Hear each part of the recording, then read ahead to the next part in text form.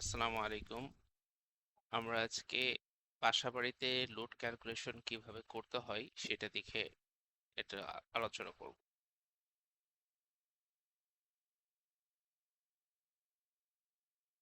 So প্রথমে আমাদের যেটা করতে হবে সেটা হচ্ছে যে লোড আমাদের বাসাতে কতটুকু লাগবে বা কতটুকু আছে সেটা হিসাব করতে হবে। লোড বলতে বোঝায় যে আমরা কি কি ইনস্ট্রুমেন্টস ইউজ করি, যেমন AC, fridge, motor, light, fan, এগুলো সবই লোডের ভিতর পড়ে। সো এখানে আমি একটা চার্ট তৈরি করেছি, যেখানে এখানে বোঝানো হচ্ছে যে আমার বাসায় কি কি লোড থাকতে পারে। যেমন এক ডট এসি, সেটা হচ্ছে আপনার 1.2 কিলোওয়াট, তার মানে 1200 ওয়াট লোড নিবে। 1.5 টন এসি 1.8 কিলোওয়াট লোড নিবে। 2 টন এসি 2.4। ফ্যান হচ্ছে 80 ওয়াট, লাইট হচ্ছে 40 ওয়াট ধরা হয়েছে, টিভি 100 ওয়াটের, রেফ্রিজারেটর 250 ওয়াটের, ওয়াশিং মেশিন বড়গুলা 500 ওয়াটের ক্ষেত্রে ধরা হয়েছে, ল্যাপটপ একটা 70 ওয়াট, ওভেন হচ্ছে 2500 ওয়াট, ইন্ডাকশন কিট কুকার হচ্ছে আপনার 2 কিলোওয়াটের, ওয়াটার হিটার 1.5 ওয়াটের, মোটর 1 কিলোওয়াট, লিফট 10 কিলোওয়াট, আর CC camera 0.02 kilowatt. So initially এর ভিতরে আমাদের সকল লোড ধরা হয়ে যায়। সেক্ষেত্রে আপনাদের যদি কোনো আলাদা লোড থাকতে থাকতে পারে সেগুলো আপনারা অ্যাড করে দিতে পারেন। সো আমি ধরলাম যে আমার বাসায়, আমার নিজের বাসায় যেটা আছে সেটাই ধরি। আমার বাসায় একটা 1 টনের এসি আছে, ফ্যান হচ্ছে 3টা আছে, লাইট আছে 6টা, টিভি একটা, ফ্রিজ হচ্ছে একটা, ওয়াশিং মেশিন একটা, ল্যাপটপ 2টা, ওভেন আমি ধরলাম না, ইন্ডাকশন কুকারও ধরলাম না, যেহেতু অনেক বেশি লোড বেড়ে যাবে আর কি। ইন্ডাকশন কুকারের ক্ষেত্রে যদি ধরি সেখানে এক ইন্ডাকশন কুকারে অনেক বেশি লোড টানবে। মোটর একটা, লিফট আমি ধরলাম না, সিসি ক্যামেরা হচ্ছে 2টা। সো আমার মোটামুটি 4.5 কিলোওয়াট লোড আছে। এখন আমি এখানে হিসাব করি।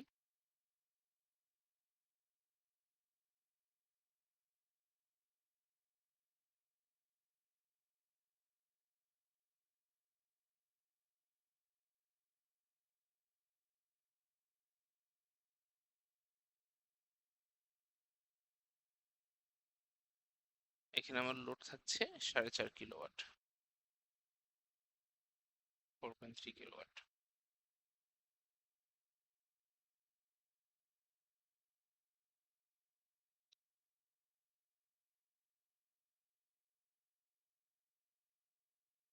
3 কিলোওয়াট সিস্টেম, ঠিক আছে। এখন আমি কিভাবে আমার সিস্টেমটা কানেকশন করতে চাই সেটা দেখতে হবে। এখন প্রথমে যদি আমি করি সেটা হচ্ছে অন গ্রিড সিস্টেম ধরতে পারি। যদি অন গ্রিড সিস্টেম হয় তাহলে শুধু সোলার প্যানেল এবং ইনভার্টারের ক্যাপাসিটি হিসাব করতে হবে। সো আগের যে লেকচার ছিল সেখানে আপনারা দেখবেন যে অন গ্রিড সিস্টেম কি, সোলার থেকে ইনভার্টারে আসছে, ইনভার্টার থেকে আমার বাসাবাড়ির যে লোড সেই লোডগুলা যাচ্ছে, এবং সেখান থেকে যদি এইগুলা ইউজ করে অতিরিক্ত কিছু হয় সেগুলা আপনার আউটগোয়িং দিয়ে গ্রিডে চলে যাচ্ছে।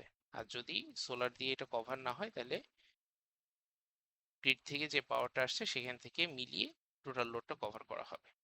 সো আমাদের যেটা হয়েছে, আমরা পেয়েছি হচ্ছে আমাদের টোটাল লোড 4.3 কিলোওয়াট।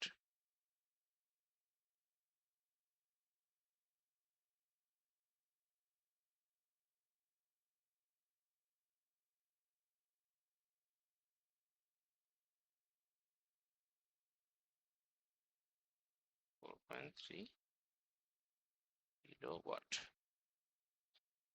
আমি যদি এটা অন গ্রিড সিস্টেমে করতে চাই সেখানে আমার 4.3 কিলোওয়াট লোড আনতে হবে। কারণ আমি যদি অন গ্রিড সিস্টেমে করি, আমার 4.3 কিলোওয়াট যদি ডিসি সিস্টেম হয়, এসি সিস্টেম হয়, AC load equal to 4.3 kilowatt. তাহলে আমার DC কত লোড হবে? DC লোডকে আমরা সাধারণত 1.2 দিয়ে গুণ দিব। এই যে 0.2টা কেন? 0.2টা হচ্ছে আপনার এসি থেকে ডিসি কনভার্সন হতে যে লসটা হবে, ওয়ারিং লস হতে পারে, ইরেডিয়েশন লস হতে পারে, সবকিছু যে কোনো লস, হিট লস হতে পারে, ওভার কারেন্ট লস হতে পারে, ওভার ভোল্টেজ লস হতে পারে, সেগুলোকে আমরা ধরলাম যে আমার 20% লস হয়। সো 1.2 ইন্টু 4.3 ইকুয়াল টু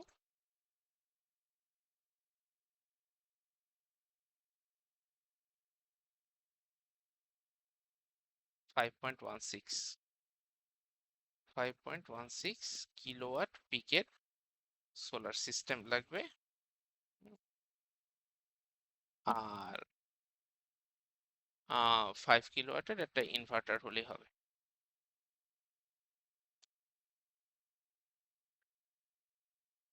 যেহেতু 5.16 আমার সোলার সিস্টেম আছে, 5 কিলোওয়াটের ইনভার্টার লাগালেই আমি যথেষ্ট ভালোভাবে পেতে পারি। কারণ 4.5 কিলোওয়াটের ইনভার্টার আমি হয় না সাধারণত। So 5 kilowatt inverter is required. আর 5.16 এ আমার কয়টা প্যানেল লাগবে? 5160 ভাগ, এখন 620 ওয়াট পিকের প্যানেল পাওয়া যায়। সো কয়টা প্যানেল লাগতে পারে? 5160 ভাগ 620, 8টা। So 8 into 620, 4960। এটা একটু কম হয়ে যায়, আমরা 9টা প্যানেল দিলাম, 5580। সো আমি এটা লামসাম করে রাউন্ডিং করে অ্যারাউন্ড 9 নস, সো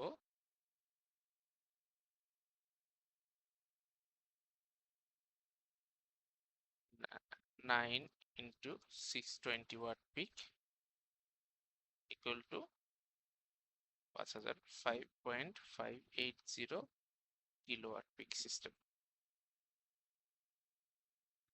তাহলে আমি সামারাইজে যদি চাই,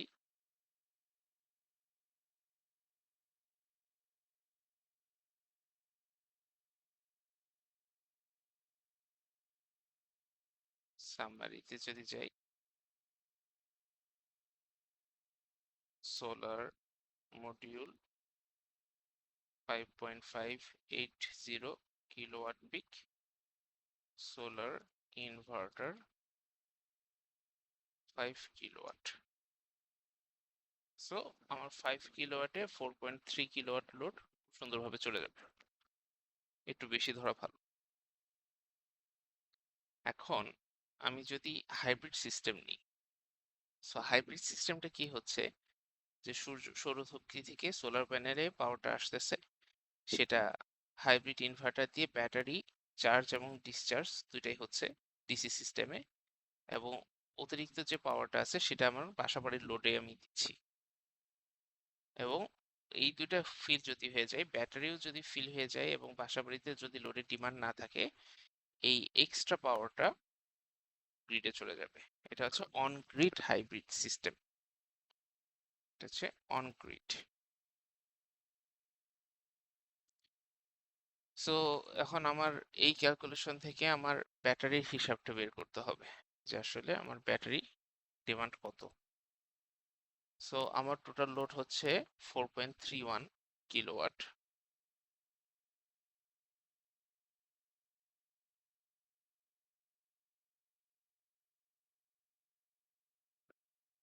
এটা আমরা পেয়েছি আগের হিসাব থেকে 4.3 কিলোওয়াট। এখন আমি ধরলাম যে আমার লোড কত, আমি কয় ঘন্টা ব্যাকআপ নিব। আমি 2 ঘন্টার ব্যাকআপ নিতে পারি। সো আমার 2 ঘন্টা ব্যাকআপ নিলে আমার কত লাগতেছে? 4.31 ইন্টু 2, আমার 8.62 কিলোওয়াট আওয়ার আমার ব্যাটারির লোড দরকার হবে। এখন আমার 8.62 কিলোওয়াট পেতে হলে আমার কত পার্সেন্ট কোন ব্যাটারি নিতে হবে? কারণ হচ্ছে আমার রাউন্ড ট্রিপ এফিসিয়েন্সি যেটা বলে আমার ব্যাটারি ফুললি কখনো ডিসচার্জ করে না। টিওডি বা এসওসি আপনারা যদি জেনে থাকেন, ওইগুলো হচ্ছে একটা ব্যাটারি ফুললি কখনো ডিসচার্জ করে না, কিছু পাওয়ার রয়ে যায় এবং চার্জিং এর সময় হিটের কারণে কিছু পাওয়ার লস হয়। সো সেটাকে এবং তাদের যে লস হয় সবকিছু মিলাই, কনভার্সনের যে লস হয় সবকিছু মিলাই একটা এফিসিয়েন্সি লস বা রাউন্ড ট্রিপ এফিসিয়েন্সি ধরা হয়। সেটা সাধারণত 10%-এর মতো রাখা হয় বা 9%-এর মতো রাখা হয়। তো আমি 10% ধরলাম। সো 9.84 কিলোওয়াট আওয়ারের ব্যাটারি আমার দরকার হবে। এখন আমার সাধারণত 9.48 কিলোওয়াট আওয়ারের ব্যাটারি পাওয়া যায় না, সো আমি যেটা করতে পারি 5.12 কিলোওয়াট আওয়ারের দুইটা লিথিয়াম ব্যাটারি নিয়ে নিতে পারি।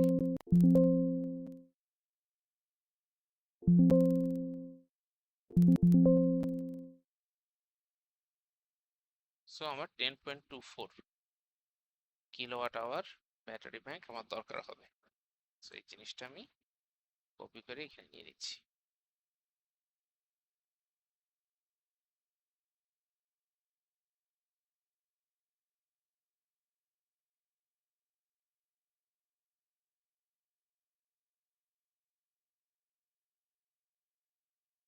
আমার টার্গেট হচ্ছে 10.24 কিলোওয়াট আওয়ারের ব্যাটারি।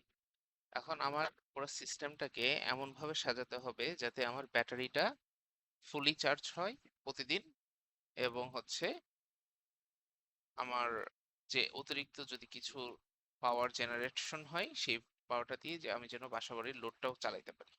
সহজ কথা, আমার ব্যাটারিও ফুল চার্জ হবে সোলার দিয়ে একবার দিনে, এবং আমার বাসাবাড়ির লোডেও কভার দিবে। সো আমার ব্যাটারির জন্য কতটুকু পাওয়ার দরকার হয় আমি দেখি। আমাদের বাংলাদেশে হচ্ছে solar irradiation time equal to 3.5 ঘন্টা। মানে আমাদের সকাল 8টা থেকে দুপুর 4টা পর্যন্ত সূর্য থাকে, কিন্তু আমি যদি মনে করি 1 কিলোওয়াট আমি সোলার সিস্টেম যদি নিই, সেটা আমি দিনে কত পাবো একটা কোশ্চেন থাকতে পারে। তো আমি তো এক কিন্তু 6.5 ঘন্টা দিতে পারি না, কারণ সবসময় সূর্য সেম থাকে না। সকাল 8টার সময় সূর্যের তীব্রতা কম থাকে, 12টার সময় তীব্রতর হয়, 1টার সময় সর্বোচ্চ যায়, তারপর আবার কমতে থাকে। সো এই ফুল যে সময়টাকে আমি যদি 3.5 ঘন্টা ধরে নিই, তাহলে একটা স্ট্যান্ডার্ড ভ্যালু আসে 3.5 ঘন্টা। সো আমার এখানে কত কিলোওয়াট আসছে, আমার সোলার মডিউল 5.58 কিলোওয়াট পিক আসছে। Energy generation from 5.580 kilowatt peak equal to 3.5 into 5.580 equal to কত হয়, ইন্টু 3.5। আমার 19.53 19.53 কিলোওয়াট আওয়ার এনার্জি জেনারেট হচ্ছে, জেনারেটেড। তার মানে আমার হচ্ছে 19.53 কিলোওয়াট আওয়ার জেনারেট হচ্ছে, তাহলে আমার ব্যাটারি ফুলি ব্যাটারি নিচ্ছে solar power in use, battery নিচ্ছে হচ্ছে 10.24 কিলোওয়াট আওয়ার, আর হচ্ছে এক্সট্রা থাকতেছে কত, 9.53 minus 10.24 kilowatt hour equal to 19.53 minus 10.24, 9.29 kilowatt hour. আর আমার টোটাল লোড কত, আমার হচ্ছে 4.3 কিলোওয়াট আমার হচ্ছে টোটাল লোড। তাহলে 9.29 ভাগ 4.3 ইকুয়াল টু 2.16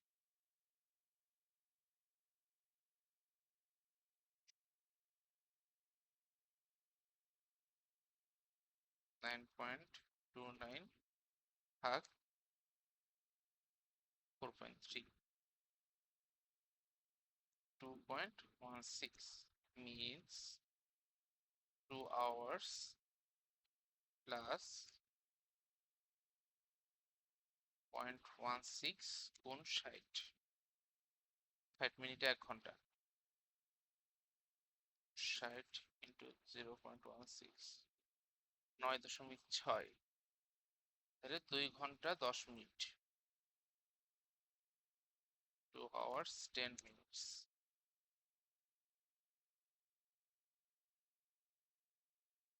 লোডে দিবে load will be provided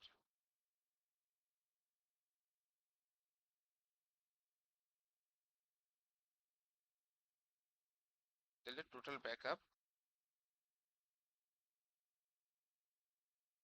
from sun 2 hours